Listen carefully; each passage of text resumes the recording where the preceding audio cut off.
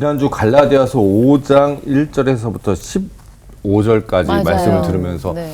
목사님이 그런 비유를 해주셨잖아요. 입양을 가는 두 자매 이야기를 하시면서 너무 우리가 하나님을 바라보면서 너무나도 억압된 삶을 살고 있는 건 아닌가. 네. 율법을 지켜야 된다. 성경에 꼭 말씀대로 행해야 된다. 그러다 보니까 뭐 하나님과 좀 더 멀어지는 게 아닌가라는 얘기를 했을 때 맞아요. 일주일 동안 정말 그런 경우가 좀 있긴 있더라고요, 사실. 아, 그러셨구나. 예를 되려 들어서? 찔려가지고.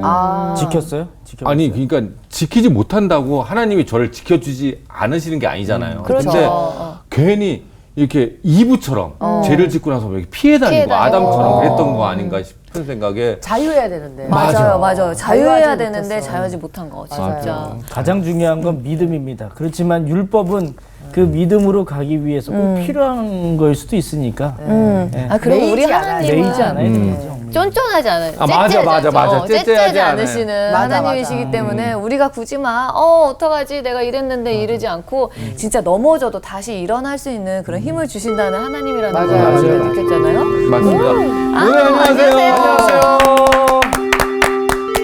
다들 계셨고요. 네. 복습하는 소리가 아주 선생님 마음을 기쁘게 하네. 교무실까지 들리던가요? 어떻게 기가 막히게 저희 복수 끝나면 들어오시더라고요. 오늘 수업 갈라디아서 9강 새로운 삶 성령을 따라 살기. 자, 오늘 그래서 본문이 어디부터죠? 5장? 16절부터 6장 5절까지요. 그러니까 우리 파트를 한 3개로 나눠볼게요. 먼저 육체의 일을 한번 보죠. 네. 그럼 본문으로 돌아가는 게 제일 중요해요. 네. 본문으로 돌아가 봅시다. 5장 16절부터 21절까지가 육체의 얘기예요. 육체 파트. 그 다음에 이제 성령 파트는 22절부터 26절까지가 성령 파트고, 그 다음에 이제 6장부터는 그 성령을 받은 사람들이 어떻게 살아야 되는지, 살아야 되는지. 그걸 6장에서 얘기하고 있죠. 네. 그럼 먼저 이제 육체 파트를 좀 봅시다. 네. 육체란 말이 무슨 말인가를 단어부터 정리해야죠. 네. 바울은 뭐를 따라 살라고 그랬어요? 성령을 성령을 따라 살라. 근데 성령을 따라 살면 우리에게 방해 세력이 하나 있어요. 뭐예요? 육체죠. 육체. 육체란 말이 이제 사르크란 말인데, 사르크.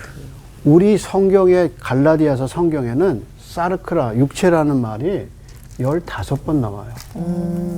근데 원어 성경에 보면 이게 16번 나와요. 한 번이 눈에. 한 번 더 나와요. 그러면 이제 우리가 뭘 할 때 보면 단어부터 정리해야 되잖아. 이게 네. 무슨 뜻인지. 그러면 사르크가 무슨 뜻인지를 정리를 해야 되잖아요. 그러면 육체라는 말은 뭘 가르치죠? 우리 육체 그럴 때. 몸. 그렇죠.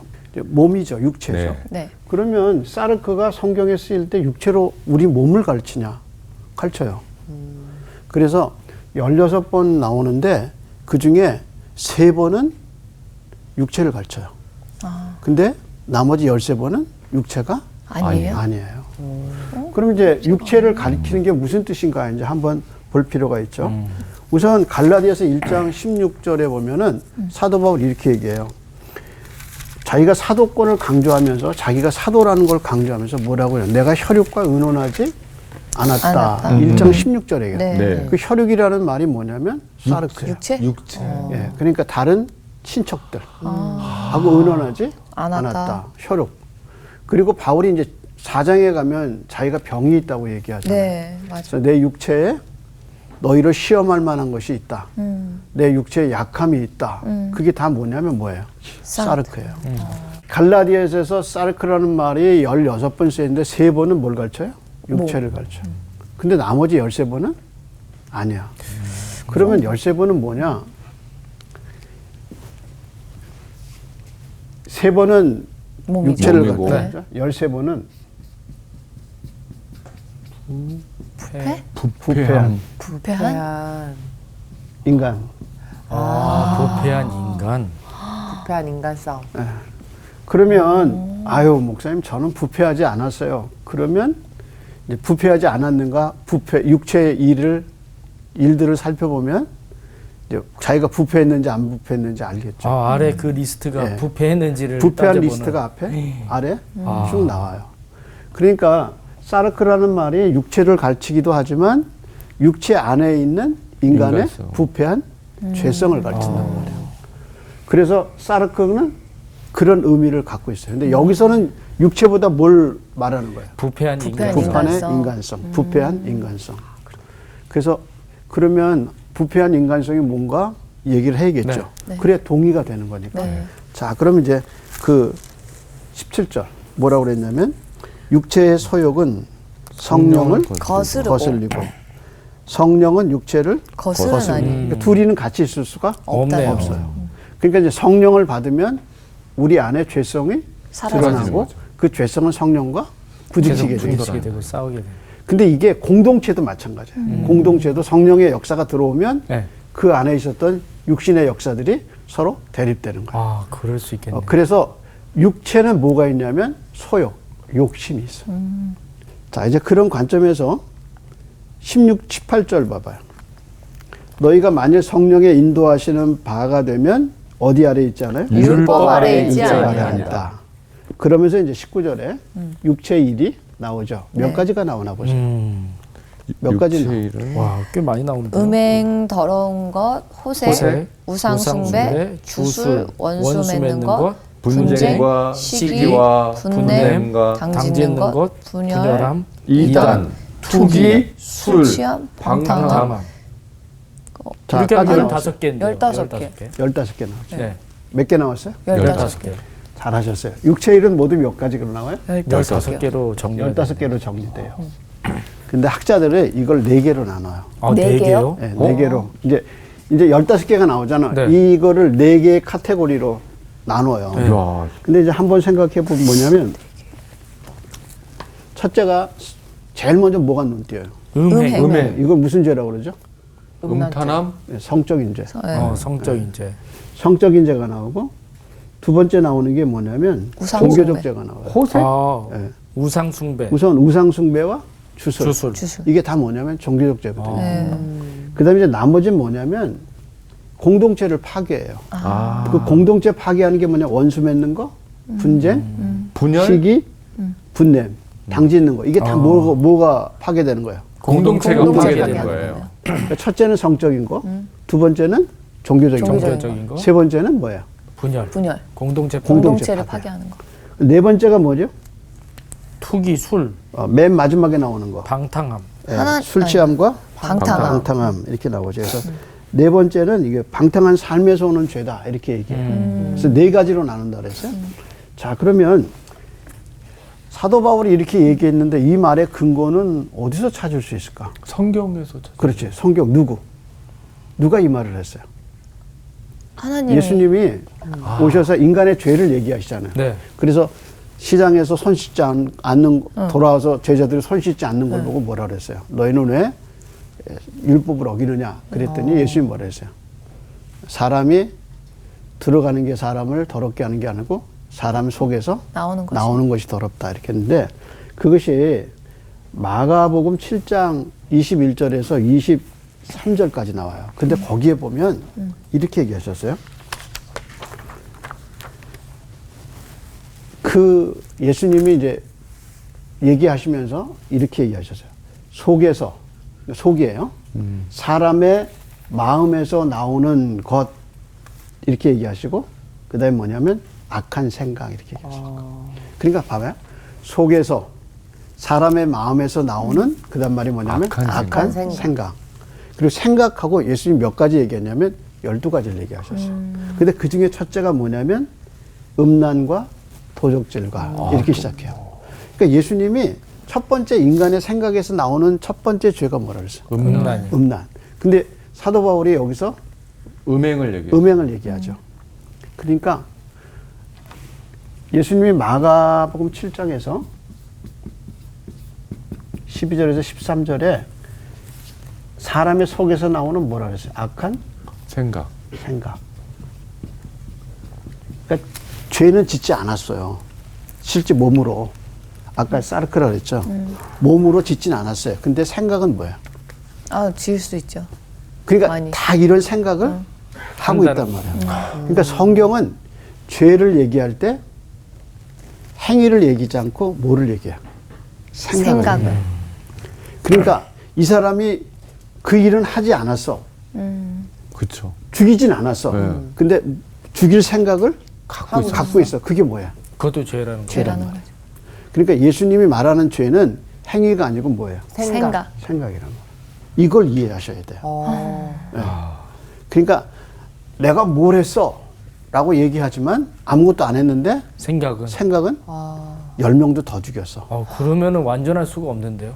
그러니까 예수님은 인간의 죄를 다룰 때 행위를 다루지 않고 뭘 다뤘어요? 생각을. 생각. 그래서 이거를 실행하면 뭐가 되는 거예요?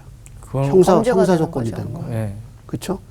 죽이진 않았는데 속으로 죽이려고 하다가 어느 날 기회가 돼서 죽일 기회가 생겼어. 그럼 죽였어. 그럼 그건 형사범이 되는 거죠. 네, 범죄. 근데 그 전에 성경은 뭐라냐면 이 생각 자체가 죄라는 거예요.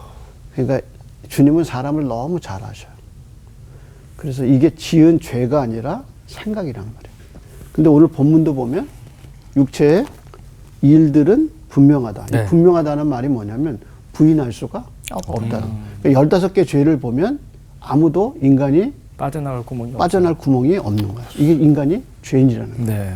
이게 너무나 명분. 이게 분명하다는 말이 뭐냐면 법정에서 판사가 검사의 얘기를 딱 듣고 다 보니까 이게 죄가 있다. 분명한 거예요. 그럴 때 분명하다는 말을 쓴 거예요. 자, 그러면 이제 한 번씩 살펴보죠. 처음에 성적인 죄죠. 네. 성적인 죄가 처음에가 뭐예요? 음행과 더러운 더러운 것과 것과 호색. 근데 설교자 팀 켈러가 이 세 가지를 해석했는데 재밌게 해석했어요. 이렇게 해석했어요. 음행은 결혼 밖에서 이루어지는 성관계. 그 다음에 더러운 것은 순리에 어긋난 성적 행위. 그 다음에 무절제라는 것은 이거는 호색이라는 말은 무절제하다는 거예요. 그러니까 지금 세 가지 얘기했잖아요. 음행, 더러운 더러운 더러운 거, 거, 호색. 호색. 이게 다 뭐냐면 성의 관계예요. 그러니까 사람들이 죄를 짓는데 제일 먼저 짓는 죄는 성적인 죄. 성적인 죄. 마음에서부터 이게 시작돼서 결국 행위로 옮겨지는 거예요. 그래서 이제 정상적인 관계를 안 갖게 되는 거예요. 그래서 여기 보면 이렇게 얘기하죠. 음행, 더러운 것, 그 다음에 호색 이렇게 나옵니다. 이거 말 안 해도 우리가 알죠. 알 수 있는 거예요. 그쵸.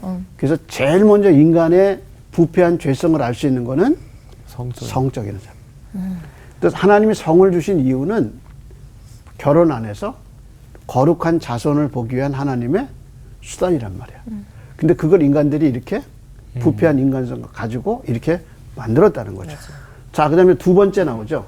종교적인 죄가 두 개 나와요. 뭐죠? 우상숭배와 주술하는 거. 주술. 우선 우상숭배는 알겠죠? 네. 예. 근데 앞에 성적인 것과 우상숭배가 연관이 있어요. 연결이 되죠. 예. 그래서 이 사람이 살아가면서 이 사람의 우상은 뭐냐면 성이에요. 그렇죠. 예. 그래서 자기가 사는 목적은 성적 쾌락. 그러니까 무언가에 의지하면 우상이 되는 거잖아요. 그쵸. 그렇죠. 하나님 외에 다른 그게 자기가 살아가는 이유의 목적이 되는 거예요. 예. 근데 이 주술이라는 말이 여기 나왔는데 여기가 재밌는 거는 이게 헬라 원어가 이게 파머시라는 영어 단어가 여기서 나왔어요. 약품이라는 말. 파머시가요? 그러니까 이 주술이라는 말은 뭐하고 관계가 있어요? 약이에요, 약. 그렇죠. 아. 그래서 이 주술은 단순한 주문을 외는 게 아니라 네. 뭐를 복용해요? 약을. 그래서 그 마약 같은 것도 그런 중독되는. 걸 하는 거구나. 그 그래서 약을 여기서 해서 나온 먹으면 단어가 이제 파머시 약국이라는 말이 여기서 나왔어요. 근데 여러분 그 영국 같은 그 왜 바이킹 영화 네. 보잖아요. 네. 그러면 그 신들에게 섬기면서 피를 먹으면서 네. 약초도 넣고 약초를 제조해서 혼미 상태에 들어가잖아요. 맞아요. 네. 그래서 환상 보고 네. 그러죠. 그게 주술이 바로 그런 거예요. 종교적인 죄. 자, 그 다음에 이제 공동체를 파괴하는 죄는 뭐부터 시작하죠? 원수 원수 맺는 맺는 것. 8가지가 들어가요. 처음에 원수 맺는 거, 분쟁, 시기, 분냄, 당짓는 것과 것과 분열과 이단. 그 다음에 재밌는 게 뭐예요? 네. 투기와 이단. 그 다음에가 이단. 뭐예요? 투기와 여기까지가 뭐냐면 공동체를 파괴하는. 그래서 이런 게 들어오면 공동체가 어떻게 돼요? 파괴되죠. 파괴가 되죠. 그런데 이단이 들어갔어요. 이단이. 네. 네. 근데 원래 이단은 죄의 목록에 안 들어갔어요. 이단이라는 말이 베드로 후서 2장 1절에 사도 베드로가 이단이라는 말을 쓰는데 죄의 목록에 이단을 넣은 사람은 사도 바울밖에 없어요. 갈라디아. 근데 그러면 초대교회는 이단이라는 말을 썼는데 그 이단을 죄의 목록에 넣은 유일한 첫 번째 사람은 누구예요? 바울이다. 바울이다. 바울. 근데 이걸 어디다 넣었냐면 갈라디아서에 넣었단 말이에요. 그러니까 지금 갈라디아의 상황과 이게 맞아? 떨어지는 거죠. 거야. 그러면 지금 갈라디아 교회에 들어와서 몰래 들어와서 유혹하는 사람들은 이단인 거죠. 이단. 그러니까 분탕질하고. 갈라디아 상황과 봐서 이단이라고 얘기하면서 교회 공동체를 파괴하는 파괴하는 거. 죄악으로 이단을 여기다 넣은 거예요. 그래서 교회 공동체를 8개가 파괴해요. 자, 그 다음에 방탕한 삶에 대한 게 나오죠. 네. 그 방탕한 삶을 갖고 오는 첫 번째 원인이 뭐예요? 술 취함. 술 취함. 그러면 술 취함에 대해서 아유 선생님 그러면 술 취하지 않게 먹으면 되잖아요. 네, 그렇게 그러니까. 얘기하죠. 어디까지가 취하는 건지. 나는 멀쩡한 것 같은데. 맞아. 그 사람도 다들 어떤 사람은 뭐 맥주를 뭐 한 잔만 마셔도 빨개지고. 빨개지고 어떤 하는 사람은 사람이 뭐 있죠. 괴짝으로 놔도 뭐 네. 예. 괜찮고. 그러니까 자기는 멀쩡하대 맨날. 술 취하는 거에 대해서 기준이 애매모호하다. 먹는 거하고 취하는 거하고 애매하죠. 네, 맞아요. 예. 그런데 음주운전은 어때요? 정확한 정확하죠. 수가 있죠. 안 되죠. 그러니까 음주운전의 기준은 한 잔도 안 되죠. 안 되는 안 되는 거죠. 예. 근데 정말 여러분 음주운전이 갖고 오는 피해 보세요. 아, 그건 네. 쉽지 않대요. 예, 너무너무 심각하죠. 심각하잖아요. 그래서 방탕한 삶에 대해서 그래서 죄를 4가지로 나눴습니다. 자, 그러면 이번에는 성령이죠. 네. 자, 그런데 재밌는 것은 21절에 무서운 경고를 하죠. 네. 이런 일을 하는 자들은 하나님 나라를 유업으로 유업으로 못할 받지 것이요. 못하리라 이렇게 얘기했어요. 이거 하나님 나라를 유업으로 얻지 못하네 이런데 우리는 불안한 거죠. 네. 그런데 율법은 뭐는 먹고 뭐는 먹지 먹지 말고 말고. 분명히 있는 거죠. 안식일 날은 뭐 하고 지키고? 뭐 하지 마라. 네. 이 너무나 명확한 거예요. 네. 그러니까 이 사람들이 어떻게 해요? 매력을 확 느끼는 거예요. 그럴 수 있어요. 지금 그 얘기하는 거예요. 네, 네. 그러니까 사도 바울이 육체의 열매 이렇게 맺어 이렇게 사는 사람은 뭐를 하나님의 나라를 유업으로 잊지 못한다. 왜냐하면 이게 습관이야. 이게 습관이에요. 생각해봐요. 성령님이 들어오셔서 우리의 그 생각을 바꿔놓으시고. 바꾸시거든요. 네. 그래서 성령은 우리에게 들어오면 제일 먼저 우리 안에서 일어나는 전쟁이 뭐냐면 생각 전쟁이야. 그렇잖아요. 생각 전. 사람이 지옥이 되는 건 뭐냐면 환경이 지옥이 아니라 마음이 뭐야? 마음이 지옥. 마음이 지옥이에요. 마음이. 근데 그 인간의 그 죄성으로 가득 찬 이런 생각으로 예수님이 얘기하신 그런 생각으로 가득 찬 나의 심령 속에 성령이 밝은 빛을 비춰서 그런 것들이 보였어요. 보이는 거야. 네. 그러면 그것과 내가 싸우면서 이렇게 안 사는 거야. 네. 그래서 이제 하나님이 기뻐하시는 생각이 뭔가 하고 성령을 따라 살게 돼 있거든요. 네. 네. 그래서 이게 15가지 이 죄를 죄인 줄 알고 거기서 벗어나려고 노력하는 자기를 봐. 그게 뭐냐면 성령을 받은 사람의 특성이란 말이에요.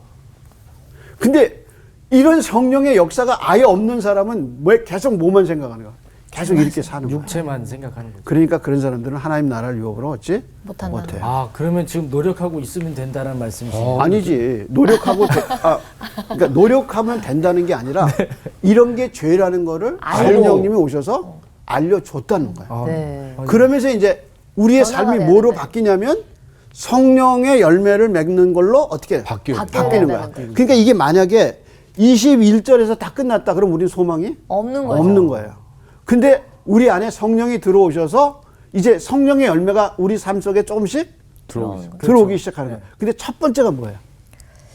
사랑. 성령이 그렇지. 사랑과 오직 성령의 희락. 열매 첫 번째가 뭐야? 아, 사랑. 사랑과 희락과 화평. 누구 사랑을 알게 되는 거야? 하나님 사랑을 알게 되는 거야. 하나님 사랑을 알게 되는 거야. 그러니까 성령은 오셔서 제일 먼저 우리에게 뭘 가르쳐 주냐면 하나님의 사랑을. 하나님의 사랑을 가르쳐 줘. 근데 이제 성령의 사는 삶을 봐봐. 22절. 우선 몇 개죠? 열매가 사랑, 희락, 희락, 화평, 오래 참음, 자비, 양성, 충성, 온유, 절제. 9개네요. 9개죠. 죄악의 요소는 몇 가지예요? 15가지. 15가지. 근데 이거는 9개. 9가지. 9가지. 근데 한번 보세요. 네. 아까 죄악의 요소는 예수님 말할 때 인간의 속에서 무슨 생각이 난다 했어요? 악한 생각이 나온다. 그러니까 그 죄악의 요소는 죄를 짓기 전에 다 먼저 생각이 먼저 들어가는 개입되는. 있는 거예요. 근데 여기 한번 보세요. 사랑, 희락, 화평, 오래 참음, 자비, 양성, 충성, 온유, 절제 다 뭐예요? 행동이 먼저네요. 행동. 아니. 마음. 사랑은 뭐예요? 마음이죠. 보여요? 마음이죠. 안 보여요. 사랑 보여요? 안 보여요. 안 보이죠. 근데 우리 저 사람 진짜 사랑이 많아. 느껴져요. 그죠? 네. 그러니까 사랑은 뭐예요? 생각이야. 희락은 뭐예요? 생각? 생각으로, 기쁨이에요. 희락 보여요? 안 보여요. 안 보이죠. 근데 기쁜 사람은 어때? 얼굴이? 하나죠. 네. 느끼죠. 예. 근데 그 안에 뭐가 있어요? 기쁜 거야. 화평 어때요? 오래 참으면 어때요? 다 생각이 먼저 있고 있고 그다음에 그 다음에 나타나는 게 뭐예요? 육체로 나타나는 거죠. 행동으로 나타나는. 죄도 마찬가지예요. 그쵸. 음행도 그 안에서 생각이 먼저 일어나. 맞아요, 음란도. 맞아요. 그래서 이제 몸으로 짓는 거죠. 네. 그러니까 성령이 들어오셔서 육체의 생각과 어떻게 해요? 싸우는 거란 말이에요. 그런데 이거 완전 공동체가 이게 있으면 어떻게 해요? 행복할까 안 할까요? 행복하죠. 행복하죠. 집에 이게 있어요. 행복할까 안 할까요? 행복하죠. 행복하네. 자, 가운을 아버지가 음행 저질렀어요. 집안 왜 어떻게 그러세요? 되죠? 완전 그러니까 깨지는 거지. 이 죄는 결국 뭐를 파괴하는 거야?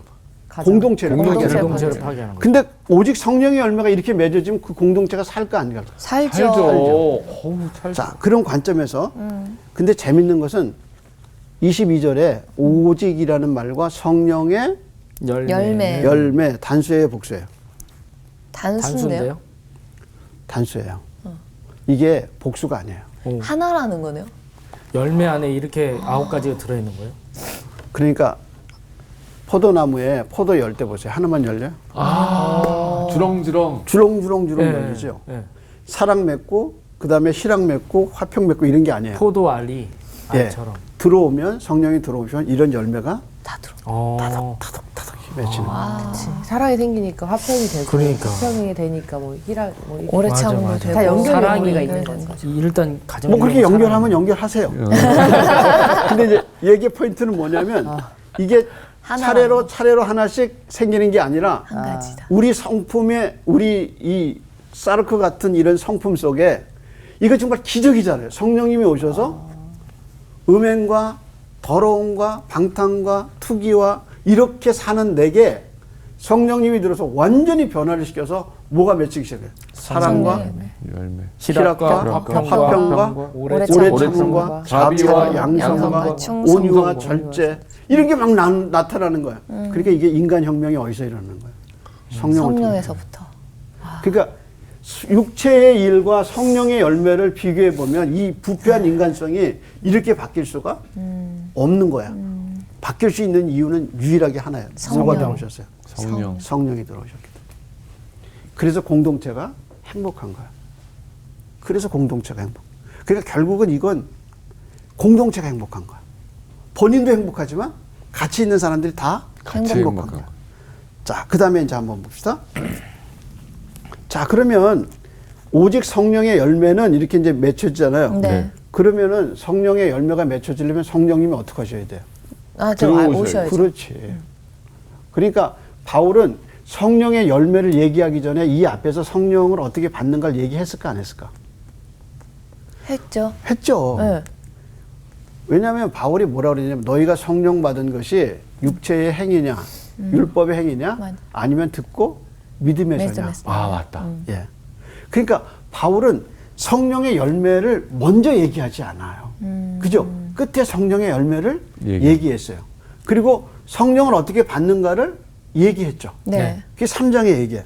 그러면서 4장에 또 뭐라고 그랬냐면요. 4장 한번 가보세요. 4장 6절이에요. 너희가 아들임으로 하나님이 그 아들의 영을 우리 마음 가운데 보내사 아빠 아버지라 부르게 하셨느니라. 자, 그렇죠. 아빠 아버지라고 네, 부르게 하셨는데. 그 다음 절 읽어봐요. 뭐라 그래? 그러므로 내가 이후로는 종이 아니요 아들이니 아들이면 하나님으로 말미암아 유업을 받을 자니라. 요 유업이라는 말하고 아까 네. 유업이라는 말 또 나왔죠. 네. 네. 뭐라고 그랬어요? 유업으로 받지 못한다고 못한다. 했어요. 육체. 그러면 결국 하나님의 나라를 유업으로 받는 사람은 뭘 가진 사람이에요? 성령을 가지고. 그렇지. 그렇죠. 그러니까 성령을 받은 사람은 하나님의 나라를 유업으로 얻는데 그 유업으로 얻는다는 증거들이 뭐냐면 내게 사랑, 사랑이 있어요. 희락, 화평, 그렇지. 오래 참음, 참 자비, 자비, 양성, 양성, 온유, 절제 온유와 이런 것들이 막 생겨. 이게 다 어느 나라 유업이에요? 하나님 하나님 나라에. 나라 유업이라고. 그러니까 내가 하나님의 나라 유업을 받은 사람이라는 거는 거기 가서 느끼는 게 아니라 지금 여기서 느끼고 있는 거란 말이에요. 근데 성령이 없는 사람은 계속 무슨 생각만 해요? 음행과 그렇죠. 더러운 방탕한 거. 죄 지을 생각만. 그게 그 사람의 움직이는 힘이란 말이에요. 그래서 영화 제목에 질투는 나의 힘, 힘, 복수는 나의 것.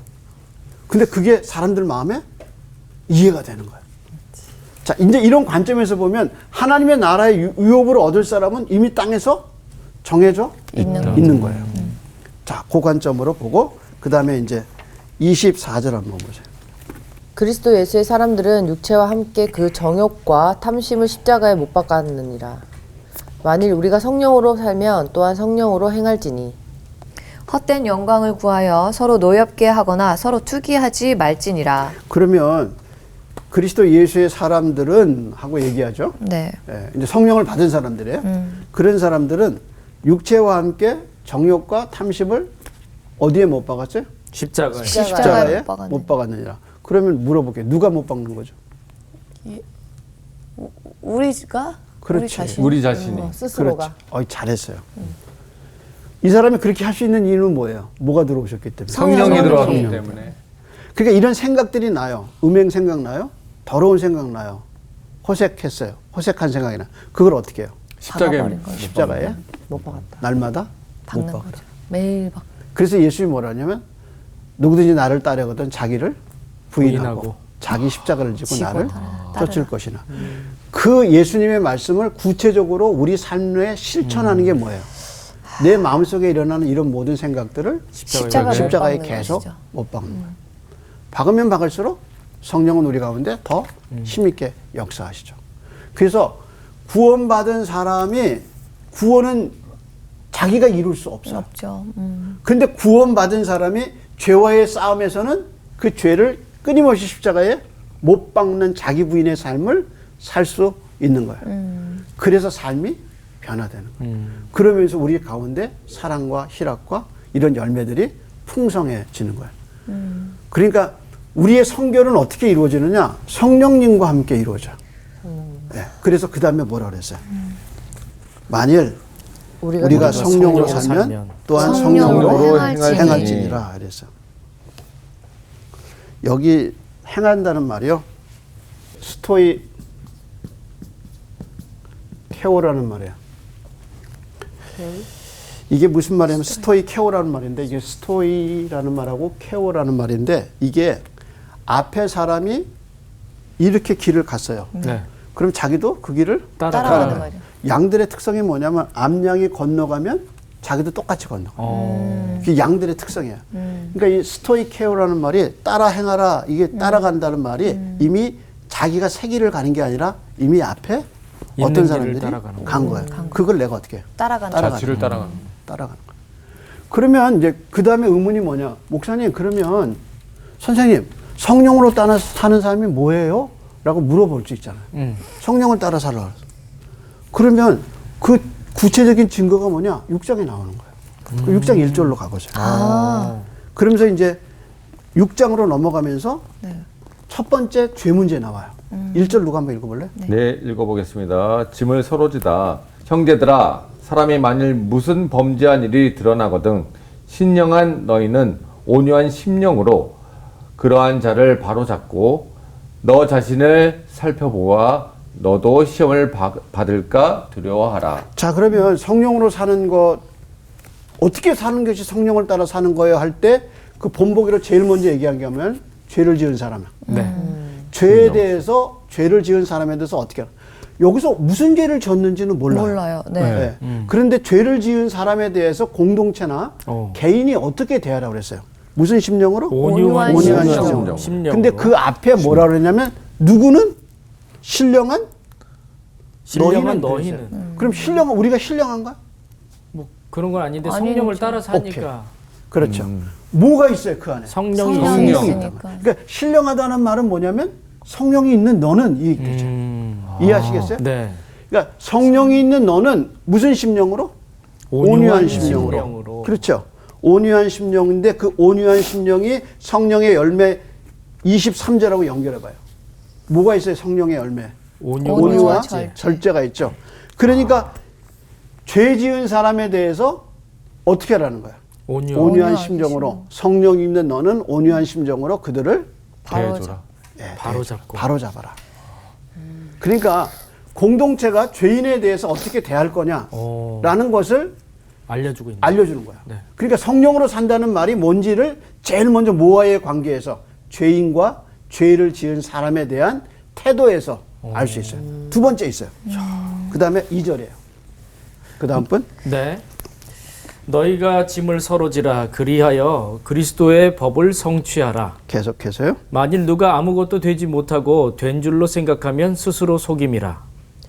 각각 자기의 일을 살피라. 그리하면 자랑할 것이 자기에게는 있어도 남에게는 있지 아니하리니 각각 자기의 짐을 질 것이라. 자, 그럼 두 번째 성령으로 사는 삶은 어떤가? 죄인에 대해서 혹은 죄에 대해서 첫 번째가 이고 두 번째는 뭐예요? 짐을 서로 짐을 져라 이렇게 각자. 얘기했어요. 그러면 여기서 서로 짐을 져라 그런데 사실 그렇잖아요. 내 짐도 힘든데 네. 그렇죠. 내가 남의 짐을 왜 져? 이렇게 얘기하죠. 그렇죠? 그렇죠. 근데 성령을 받은 사람들의 특성은 뭐냐면 나눈다. 나누는 거예요. 자, 그러면 이게 무슨 얘기일까? 그러니까 첫째는 범죄한 사람에 대해서 바로 잡아줘. 바로 잡아줘라. 두 번째는 서로 짐을 덜어줘라. 서로 줘라. 그리고 5절에 뭐냐면 각각 자기의 짐을 질 것이라 이렇게 얘기했어요. 그러면 성령으로 사는 삶의 특성은 뭐냐면 다른 사람을 어떻게 대하느냐에 성령에 사는 사람의 특성이 나타난다. 보이네요. 그러니까 성령이 내 속에 들어오셔서 나를 사랑을 주고 나를 희락을 주고 오래 참을 주고 화평을 주고 이거는 성령이 내 안에서 나의 변화를 일으킨 거지만 이 모든 변화는 누구와의 관계에서 나타나. 다른 사람 상대방에 대해서. 그래서 죄인에 대해서 태도. 어떻게 생각? 저거는 죄에 졌으니까 멸망받아야 돼. 그러지 않고 그 사람을 바로잡게 되고 온유한 심령. 다른 사람이 무거운 짐을 지고 있으면 어떻게 해? 같이 들어줘. 서로 지라. 왜냐하면 이 사람이 짐을 지면서 이 사람이 죄를 졌을 가능성이 있다. 그러니까 결국은 성령으로 사는 삶이라는 것은 자기 안에 변화도 변하지만 누구와의 관계에서 이 사람이 성령으로 살다는 것을 알 수 있어요. 다른 사람. 다른 사람. 그 개념을 가지고 야, 그 이건 다음 진짜 절 어려운 문제인데. 몇 절이냐면 4절이에요. 4절. 4절. 각각 자기의 일을 살피라. 그리하면 자랑할 것이 자기에게는 있어도 남에게는 있지 아니하리니. 이게 무슨 얘기죠? 예, 자랑하라는 자랑을 거예요, 하라는 지금. 이게 뭐지? 원래 겸손이란 게 뭐야? 네. 자랑하면 안 되죠. 자기는 자랑할 게 없고 네. 저 사람은 자랑할 게 많아. 그래서 저는 자랑할 게 없는데 저 사람은 올려주는. 자랑할 게 많습니다. 이렇게 하는 게 뭐야? 겸손이죠. 근데 지금 뭐라 그랬어요? 자기로 올리래요. 자기 일을 살피래요. 예, 그다음에 그리하면 자랑할 것이 누구에게 자기에게는 있어요? 있어도 남에게는 있지 있지 있지 않아요. 아니야. 그러면 이거 교만 아니에요? 그러네요. 그렇죠. 네. 이게 무슨 뜻이냐? 여기서 자랑할 것이 자기에게만 있다는 뜻이 뭐냐면 두 가지 해석이 가능해요. 하나는 뭐냐면 네가 자랑할 게 있느냐? 남에게 알리지 마라. 이게 첫 번째 해석이에요. 그래서 자랑할 것이 자기에겐 있어도 남에게 있지 않다. 남에게 알리지 마라. 너 자랑할 거 있어? 그냥 너만 알고 있어. 이렇게 얘기하는 해석이 있고 또 하나는 뭐냐면 진짜 자랑하는 거예요. 이런 예화를 한번 들어볼게요. 애들이 초등학교에 들어가죠.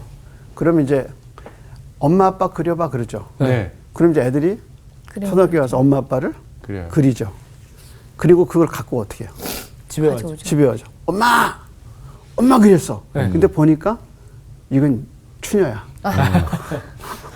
근데 애는 어때요? 엄마를 지금 최선을 다해서 너무 그린 기쁘죠. 거야. 너무 해맑아. 자랑하고 싶죠. 너무 그린 거야. 자기가 엄마 그린 그리고 뭐래? 내가 그렸어. 내가 그렸어. 내가 그랬어. 엄마가 보니까 자기하고는 전혀 안 닮았어. 안 닮았어. 근데 어때요? 오, 그래? 네가 그랬어. 너 엄마가 어떻게 이렇게 닮았냐 이렇게 얘기하는 거야. 우리가 사도 바울이 종말론적 시각에서 어쩌면 두 번째, 네가 남의 짐을 지고 그렇게 노력하고 바른 사람을 바라주고 네가 그렇게 살아간 그것을 노력한 모습을 하나님 앞에 가서 뭐라고 해요? 자랑하는 거네.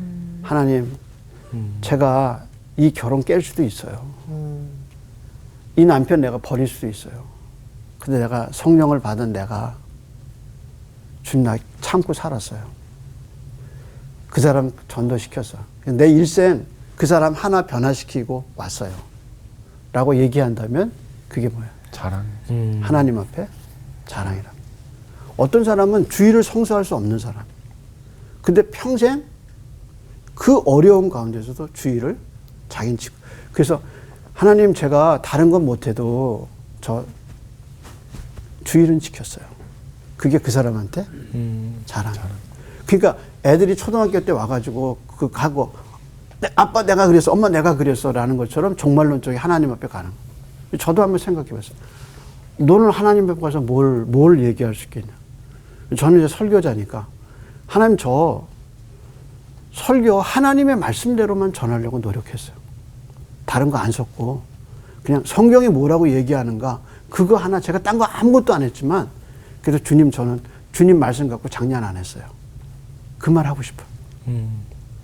그러니까 우리가 하나님 앞에 올라갈 때 종말론적인 관점에서 네가 다른 사람이 죄를 졌을 때 그 사람을 바로잡으려고 네가 노력, 다른 사람의 짐을 지려고 네가 노력, 그것이 하나님 앞에 내가 말할 수 있는 자랑일 수 있다는 거죠. 그런데 여기서 또 하나 특징이 있어요. 짐이라는 말이 두 번 나오죠. 짐이라는 말 두 번 나오죠. 네. 이게 첫 번째 짐이 이게 짐에 원래 바로스라는 말이 있어요. 바로스라는 말, 이게 복수가 되면 이게 발해가 돼요. 근데 처음에 나오는 짐은 짐들이에요. 복수예요.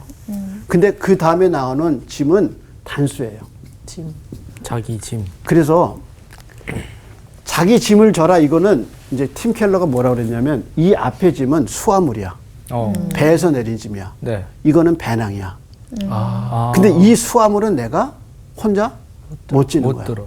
근데 자기 짐을 지고 이 수화물을 같이 지라는 거야. 그러니까 제가 주일학교 때 썼던 그 예화 중에 인도의 성자 썬다싱의 이야기가 있어요. 이 사람이 친구하고 밤에 산길을 가게 됐어요. 추운 겨울날 엄청나게 눈이 많이 내리는 날에 가는데 길가에서 한 사람이 쓰러져 있어요.